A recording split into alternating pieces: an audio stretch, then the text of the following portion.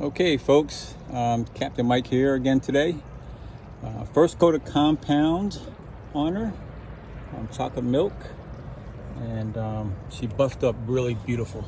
If you take a look, matter of fact, you can probably see me in my phone. There you go. How you like that? You know, I know it's hot here in South Carolina, but you got to keep her looking sweet. And for our guests, want to come on a beautiful boat, as they always say, and we love what we do. I love what I'm doing on the saltwater, and come out and join us. September's around the corner, and the fall time is beautiful here in Charleston. So, get on our website, chocolatemilkcharters.com, and book your trip. And I might even let you do a buff job on one side if you like. So, everybody have a great day, and thank you. And I'll probably be back tomorrow buffing on the other side. Peace.